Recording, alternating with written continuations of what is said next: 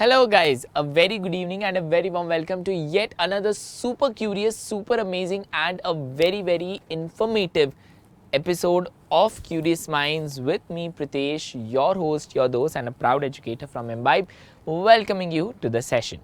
And today we'll be talking about something very unfortunate that we witnessed last month in February in multiple parts of the world.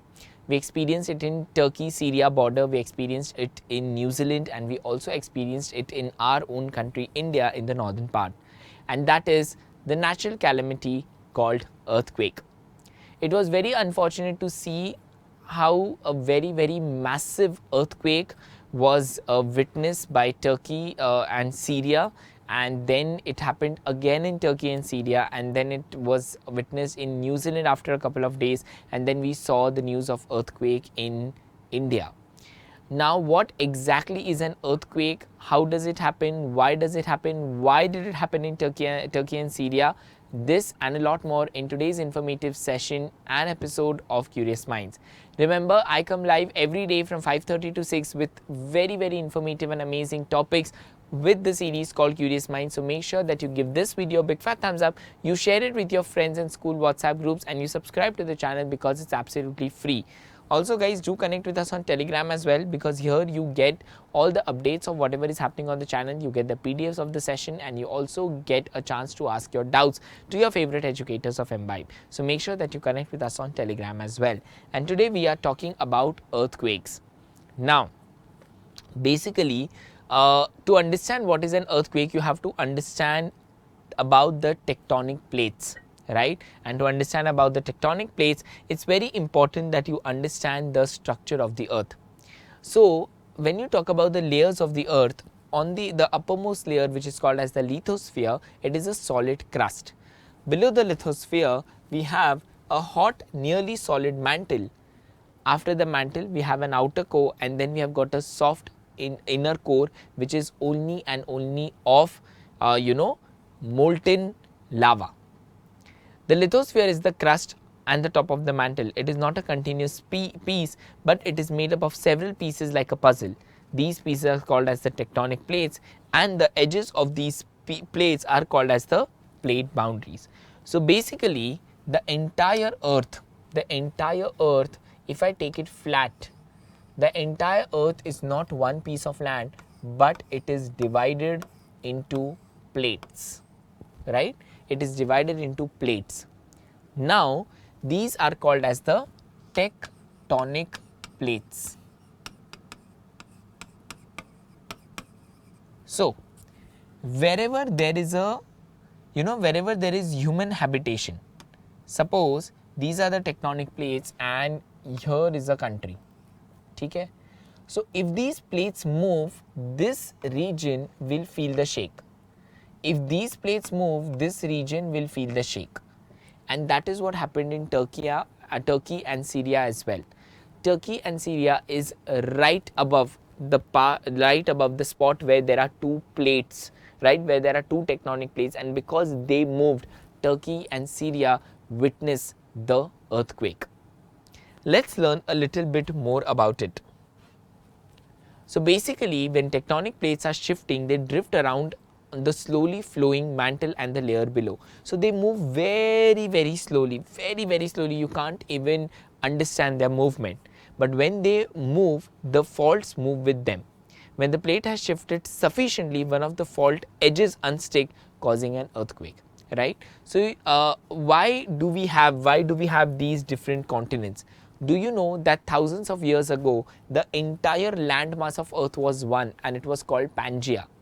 The entire Earth landmass, everything, South America, North America, Africa, Europe, Asia, Australia, this Antarctic, Arctic, all of this was one landmass, and it was called Pangea.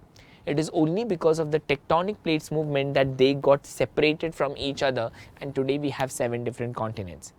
So these plates are constantly moving, but when these plates either they collide with each other, or one goes above the other and one goes under the other, only when this significant movement happens, that is when you witness an earthquake. The place where the earthquake starts is called as the epicenter. So where the earthquake starts, that is called as the epicenter, and this is the hypocenter. So where the earthquake starts, where the earthquake originates, that is called as the epicenter, and it releases waves called as the seismic waves, which can be recorded on a seismograph. So the seismic waves are the waves of the earthquake which are recorded on a seismograph, and the earthquake's magnitude, the earthquake's intensity is recorded on a Richter scale. It is recorded on a Richter scale. Anything which is above 6 on the Richter scale is damage causing, right? Below 6 is non-damage causing, above 6 is damage causing, and the earthquake that was seen in Turkey and Syria, that was of the magnitude more than 7. Yes, so above 6 is only very damaging, so above 7 you can understand. And it is, let me tell you one thing, that the Richter scale, it is not linear, that it is 1, 2, 3, 4, 5, 6, 7. No, if it is 1, 2 is 10 times of 1, 3 is 10 times of 2, 4 is 10 times of 3, right? So when it goes from 6 to 7, it means it is 10 times of 6. So that is why Richter scale is not a linear scale, right? Now, the place where the earthquake originates is called as the epicenter, right? A seismometer or a seismograph detects the seismic waves. Scientists can determine the time, location and intensity of the earthquake from the information recorded by the seismometer or the seismograph. So seismograph or seismometer are, it's a device which records the seismic waves. It has got a bob with a pencil and a rolling paper. So whenever there is an earthquake, the paper rolls and it is able to just draw a graph. Now with the help of this graph, the scientists or the seismologists, those who study the earth movements, are called as seismologists. The seismologists, they will understand, they will detect the earthquake origination, they will detect the earthquake intensity using the pattern which is drawn on the seismograph. Then you can see, so here I'll be giving you some information on how can you protect yourself during an earthquake. So during an earthquake, if you are out in the open, make sure that you drop down on your hands and knees and you cover your head and neck, hold down to your shelter. So you have to make sure that whenever an earthquake occurs, if you are in a building and you cannot get out of the building, make sure that you take shelter under a table, under a very strong table, or something that will hold the base. So take shelter under a strong table, because if something falls on your head, it can be very dangerous. So take shelter under a table, and if you can, so make sure that you go out in the open and you're away from any pole, any tree, any buildings. So make sure that you're as away as possible from anything that can fall.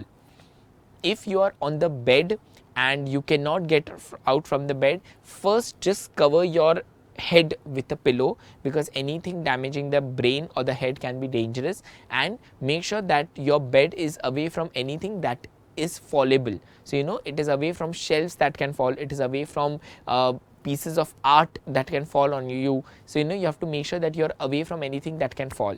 Even the furniture in your house, if it is a cupboard or a shelf, make sure it is in the wall and it is not something that can fall. The next is, suppose that you are in a vehicle. So put your vehicle on the margin and keep it away from overhead wires, underpass and utility poles. Even though a vehicle may shake violently, you should stay there until the shaking ceases. So if you are inside the vehicle, make sure that you stay inside the vehicle and your vehicle is away from any kind of pole or wires, because if that fall on the vehicle, it can be very dangerous. So the vehicle will shake, but don't go crazy and just start running here and there. See, in times of a crisis like a natural calamity, it is very obvious to get paranoid and to just run around in panic. But that is when you have to take care that you don't have to run around in panic and you don't have to panic the people around you. Best is just go to an open place. When there is an earthquake, you have to make sure that you are in as open area as possible, so that things don't fall on you. It was very unfortunate what we witnessed in Turkey and Syria last month. More than 4,000 people have lost their lives. People are still buried under the debris, and the rescue team is trying their best to rescue them. But also because of the harsh temperature conditions in Turkey, it is also getting very difficult for the rescue team to work and to clear the debris and take out the people who are still stuck inside. But the death toll has gone above 4,000, which is very, very unfortunate. And but natural calamities are something that we can not save ourselves from, but all we can do is just pray and just make sure that, you know, we and the people around us are safe. And remember guys, you know, it's I don't want to sound selfish, but it is very, very wise that in case of a natural calamity, first save yourself, only then you'll be able to save others. You know, जैसे जब आप aeroplane में भी travel करते हैं तो there is an announcement about the safety instruction and they say कि सबसे पहले अपनी सहायता करें and then you go to you know, protect the passengers who are next to you. So first you save yourself and then you go behind saving everybody else. Last but not the least, these are some amazing facts about the earthquake, that before an earthquake, all the water bodies like the ponds, canals and lakes and bodies of water, they will give a very, very foul smell. They start giving this smell because of the sudden heat that starts coming from the under earth, right? The largest earthquake ever recorded on earth was of a magnitude 9.5. Oh my god. The Richter scale's maximum capacity is 10, 1 to 10. The worst earthquake recorded till date was of 9.5 on the Richter scale. 9.5 means literally the earth has broken apart. The earth has broken, that is 9.5. So you can imagine what would have happened. It was in southern Chile on 22nd of May 1960. Again, very, very unfortunate. In 13132 AD, Chinese astronomer Zhang Huang created a seismometer, a device that detects the ground's movement during an earthquake. So that was about how a seismograph was detected. So here you have to know that a seismograph will detect the seismic waves and a Richter scale will measure the magnitude of the earthquake. So that was all about earthquake in yet another amazing episode of Curious Minds. And with that guys, we come to the end. I hope you guys enjoyed, and more than enjoyed, I hope you guys got some very, very amazing information about earthquakes, so you know that when an earthquake you know, comes, how to save yourself and how to save your family members and your near and dear ones. With that guys, we come to the end, and if you guys have learned something from this video, make sure that you give this video a big fat thumbs up, you share it with your friends and school WhatsApp groups, and you subscribe to the channel. I'll be seeing you again at 5:30 on Embibe Achieve CBSE 6 to 8 with yet another amazing episode of Curious Minds. Until then, this is Pritesh, your host, your dose, and a proud educator from Embibe, signing off for now. Take care of yourself, stay healthy, stay happy, stay blessed, and do not forget to keep imbibing. We believe in you. Keep imbibing. We believe in you.